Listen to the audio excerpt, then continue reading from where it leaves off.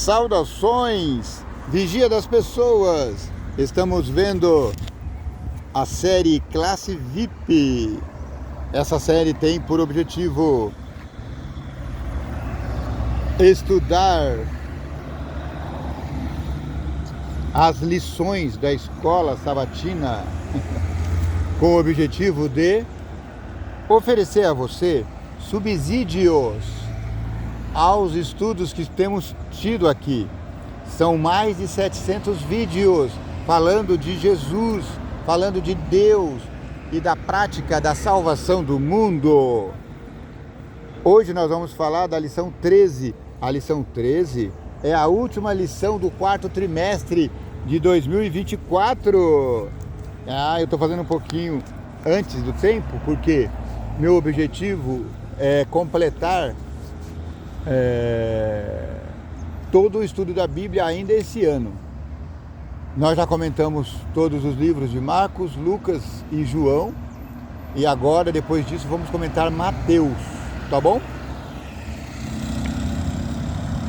Hoje, lição 13 do quarto trimestre de 24, ela vai começar lá no dia 21 de dezembro. O nome da lição é Epílogo, Conhecendo a Jesus e Sua Palavra. A primeira lição da lição do quarto trimestre foi prólogo, né? E essa última é o epílogo. O prólogo é a apresentação, o epílogo é o fechamento, é um resuminho final, não é? Muito bem.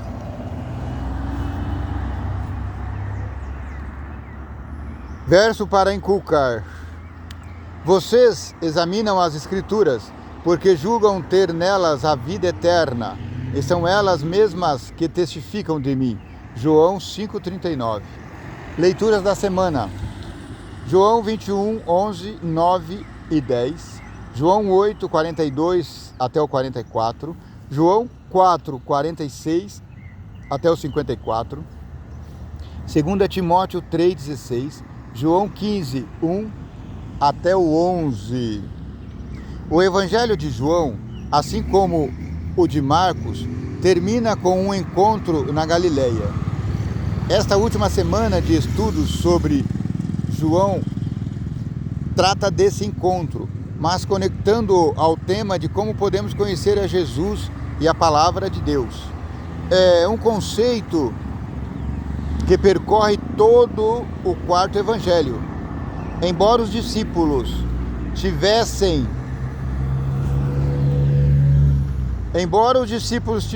convivido com Jesus por mais de 3 anos e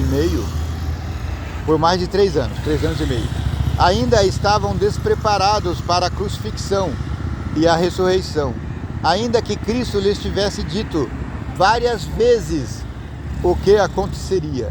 Infelizmente, eles não acreditaram em sua palavra.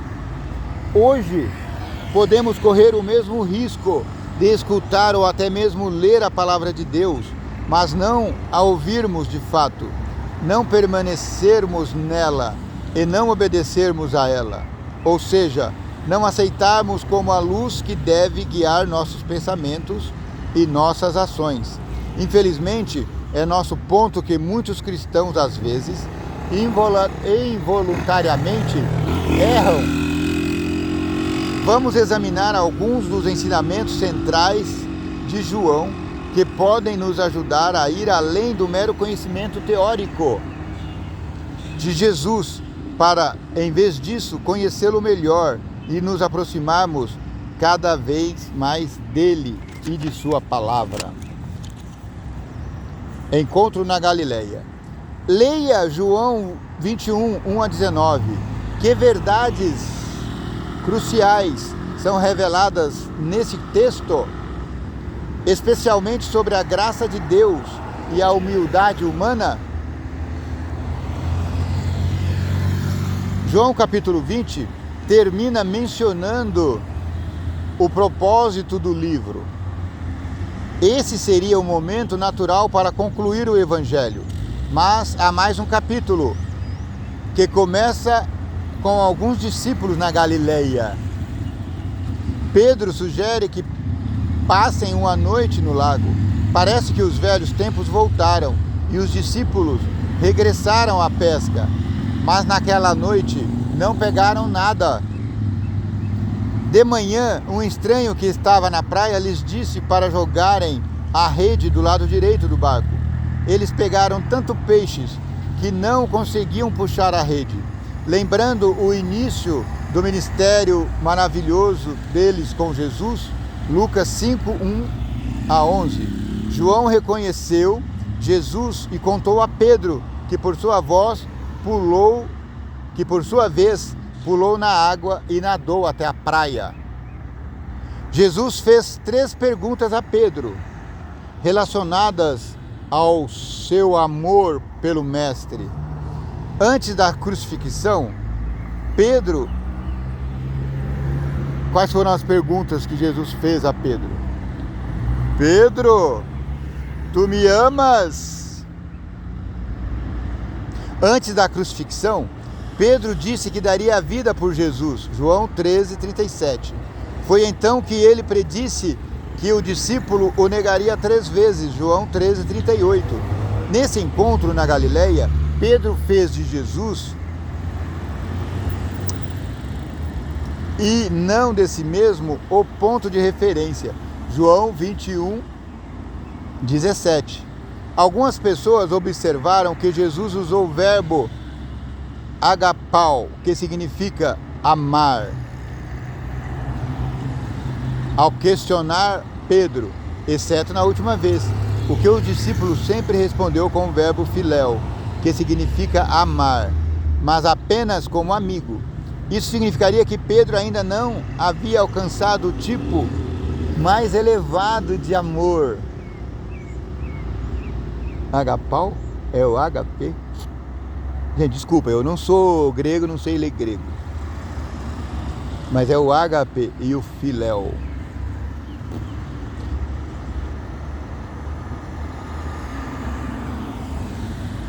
Aqui é escrito agapau. Então não estou errado não. Mas é o HP. Amor ágape. A resposta de Pedro está centrada na humildade. Como a memória de sua traição sempre assombrava sua mente, é provável que o discípulo tenha usado uma palavra inferior para expressar humildade, evitando reivindicar muito para si mesmo. Foi essa humildade que Jesus esforçou e que se tornou crucial para restaurar Pedro ao ministério. A humildade é uma das qualificações mais importantes para o ministério, pois direciona o foco para Jesus e não para o próprio eu. Jesus é o caminho, não nós. A restauração de Pedro e seu papel como líder da igreja são evidências de que Jesus ressuscitou. Seria bastante difícil explicar a preeminência de Pedro se o próprio Cristo não tivesse restaurado seu ministério na presença de outros discípulos. Por que a humildade é tão importante para quem busca conhecer o Senhor? Em vista da cruz, qual é a única coisa da qual um de nós deve se orgulhar? Eu me orgulho na cruz de Cristo. Longe de mim regozijar-me, senão na cruz de Cristo.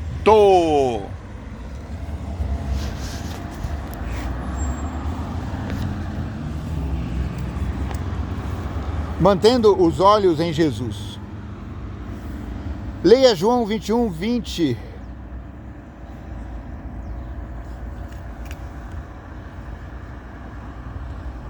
E João 21:22. Que pergunta que Pedro surgiu de um entendimento equivocado como de Jesus?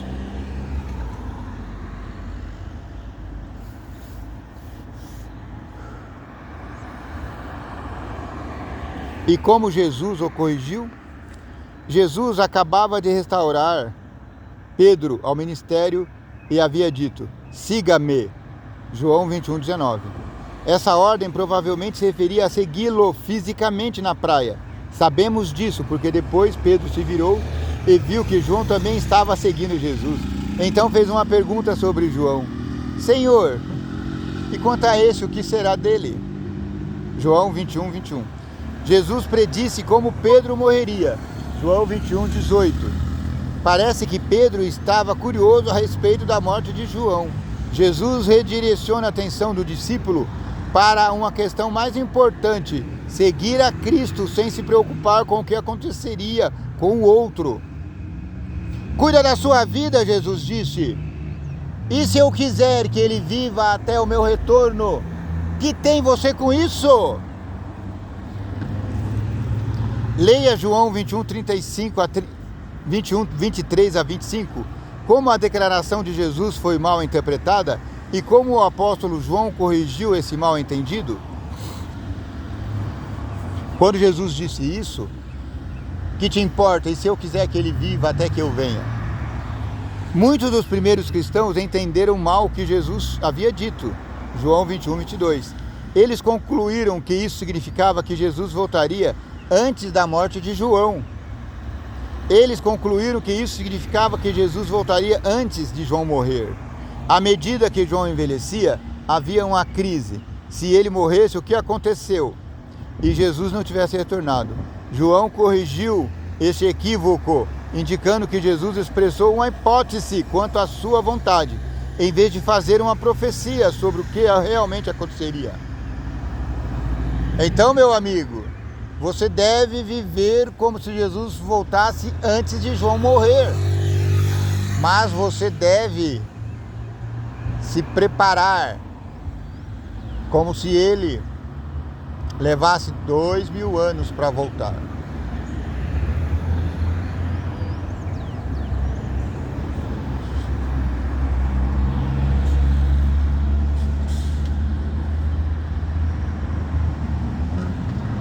A atitude de colocar o foco em Jesus, em vez de em outras pessoas, é uma das ideias mais importantes do restante da lição da semana. Jesus, e somente Ele, é nosso Salvador. As pessoas inevitavelmente irão nos desapontar e até nos magoar e ferir. As verdades estudadas nessas lições abordam o tema da compreensão da palavra de Deus. Vamos seguir a Jesus como nosso único mestre e guia, por mais importantes que sejam o auxílio, os conselhos, as orientações de outras pessoas. Você ficou triste com alguém que admirava? O que aprendeu com essa experiência? Sim, o ser humano é falho. Teologia de cima ou teologia de baixo? Você escolhe. Leia João 4, 46 a 54.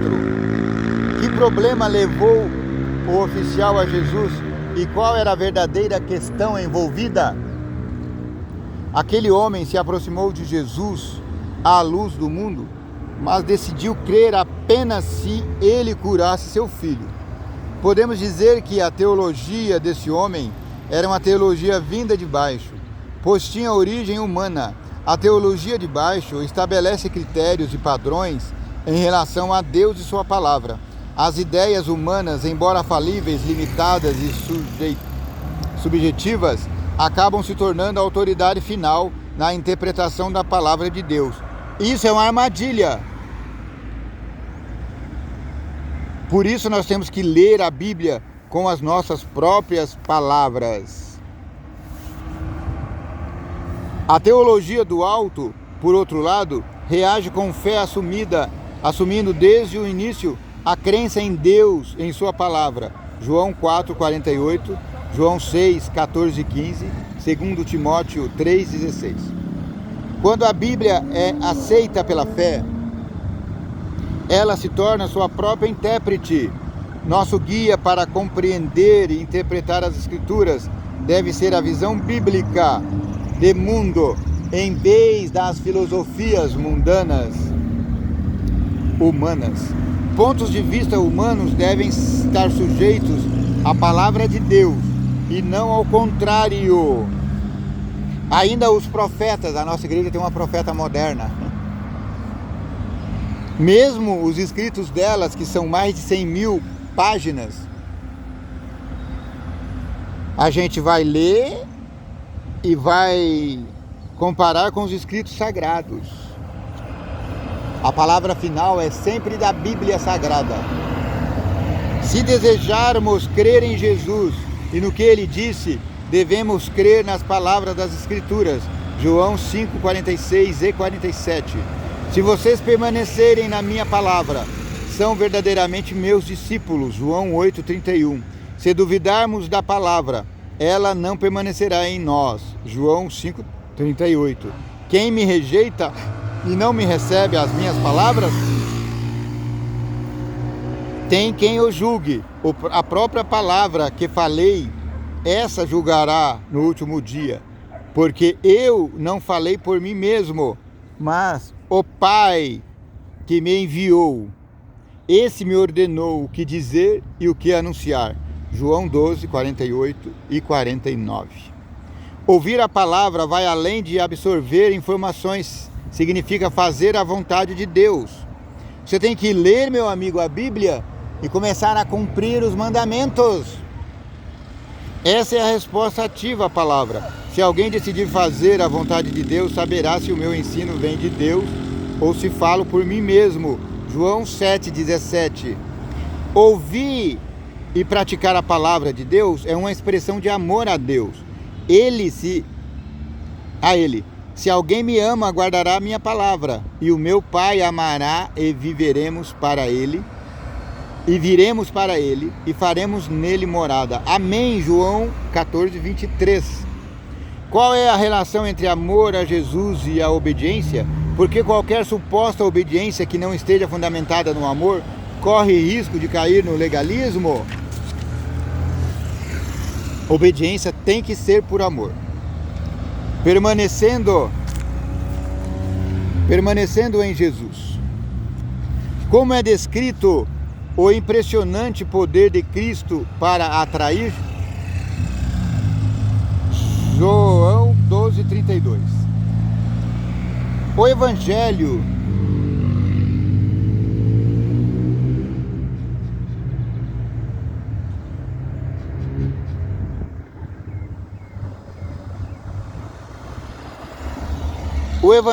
nos atrai a Jesus, mas somente se estivermos dispostos a conhecer a Deus e fazer a sua vontade.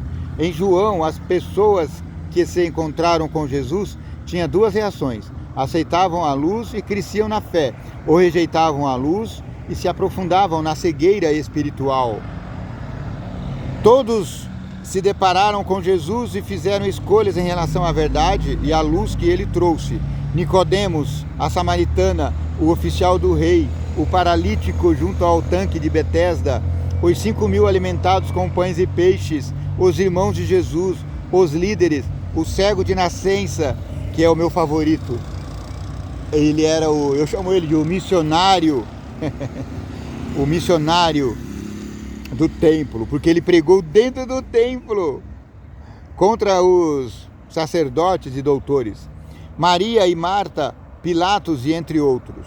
A teologia de baixo se inicia com argumentos humanos, visando determinar e examinar a existência da natureza de Deus. A perspectiva humana falha, decaída e preconceituosa coloca acima da visão divina, santa e perfeita e onisciente. A teologia de baixo desencaminha muitos e ainda fará isso quando a sabedoria humana, buscando substituir a divina, tentará impor a falsa adoração. Apocalipse 14, 1 a 12. Sabedoria humana, meu amigo, é disso que nós estamos falando. Existe uma religião cujo líder tem a palavra suprema sobre o que é fé e prática. Não pode ser contestado. Isso é ridículo. Apocalipse capítulo 14 diz: fugi dela, povo meu. Ele é o líder da Babilônia. Precisamos da teologia de cima. Qual é o segredo do crescimento e da saúde espiritual? João 15, 1 a 11. O segredo da saúde espiritual é permanecer conectado a Jesus. Ele é o Verbo ou a palavra de Deus, o pão da vida, a luz do mundo, a porta das ovelhas, o bom pastor, a ressurreição, a vida, o caminho, a verdade, a videira verdadeira. As três pessoas da divindade, assim como a sua palavra, a Bíblia, são como ímãs que nos atrai a Ele. O Deus Pai, o Deus Filho, o Deus Espírito Santo, sua palavra sagrada, a natureza que Deus criou.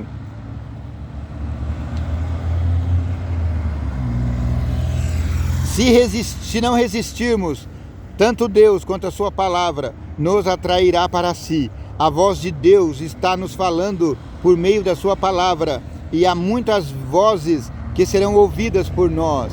Mas Cristo afirmou que devemos acautelar-nos dos que dirão: eis aqui o Cristo, ou ei-lo ali o Cristo, ei-lo ali.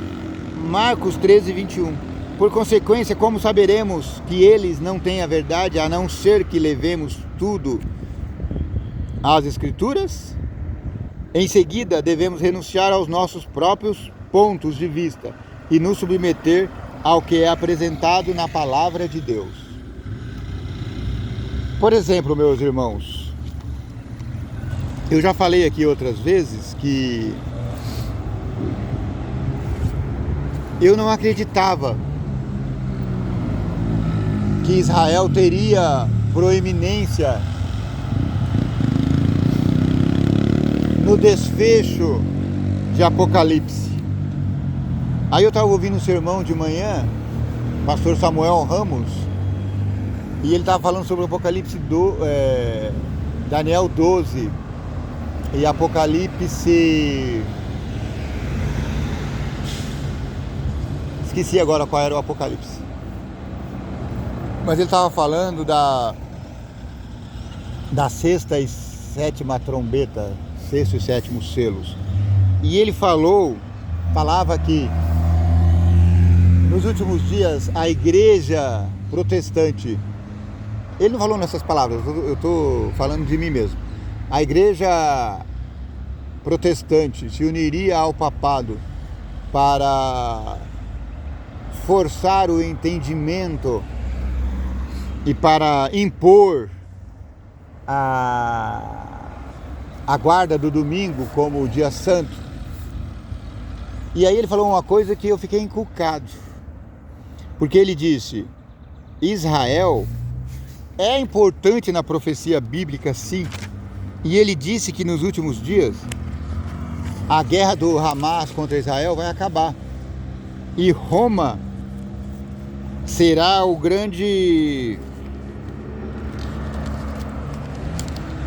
bispo de Roma será o grande líder de Israel. Ele acabará tomando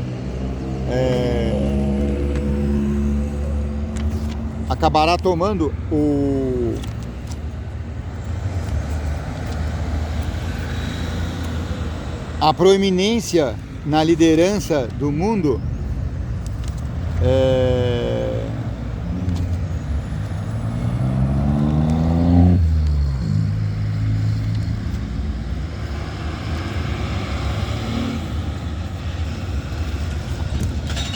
E aí eu fiquei meio pensativo, não é? Eu ainda não tenho opinião formada sobre isso, vou pensar um pouco mais. Mas até então eu estava radical. Por isso que é complicado você ser muito radical, viu? Eu já falei nos capítulos aí, nos vídeos anteriores, eu falava que não existia espiritual Israel literal. Só existia Israel espiritual, e esse Israel era nós, todos os crentes dos últimos dias. Mas tá bom. É bom a gente levar uns tombos de vez em quando pra gente parar de achar que é o dono da verdade e começar a refletir mais sobre a palavra, não é? Então vamos ler, continuar lendo a Bíblia, e o Senhor do céu nos dá entendimento. Ele usa doutores sabidinhos como Schaeffer, como o doutor Samuel Ramos, mas nós precisamos ler por nós mesmos, como, não sei se foi Wycliffe que falou ao Papa, que ele ia fazer com que qualquer cidadão comum, como eu e você, soubesse mais de Bíblia do que o pontífice romano. E já chegou. Qualquer um de nós pode conhecer a palavra de Deus. Para finalizar, os anjos de Deus estão sempre indo da terra ao céu e do céu à terra. Os milagres de Cristo, feitos em favor dos aflitos, sofredores, foram realizados pelo poder de Deus, por intermédio do ministério dos anjos. E é por meio de Cristo, pelo ministério de seus mensageiros celestiais, que recebendo toda a bênção de Deus, tomando sobre si a humanidade, nosso Salvador une seus interesses ao dos filhos decaídos de Adão, enquanto, por sua divindade, ele se apega ao trono de Deus. Ellen White, em O Desejado das Nações, Casa Publicadora Brasileira, 2021, página 105. Muito obrigado, meus irmãos. Finalizamos aqui o estudo dessa lição. Só para lembrar, essa lição ainda não terminou. Eu acabei o estudo aqui, mas esse estudo vai até o último dia, até a última semana, a penúltima semana do ano, tá bom? Se você estiver interessado, coloque aí os comentários e eu não sei se ainda dá para conseguir, mas se você não conseguir essa, certamente você consegue a lição de estudo para o próximo trimestre, tá bom? E a partir do próximo vídeo nós vamos falar de outra lição dessa que fala sobre Mateus. E aí será fechado o ciclo. Mateus, Marcos, Lucas e João, todos estarão comentados aqui na classe VIP. Aleluia! Muito obrigado porque você esteve conosco até agora. Que o vigia das pessoas, olha o busão indo para a cidade. Tá vendo? Que o vigia das pessoas te abençoe e te guarde. Que o vigia das pessoas tenha misericórdia de ti. Que o vigia das pessoas faça resplandecer o teu rosto sobre ti. Que o vigia das pessoas te dê paz. Muita paz.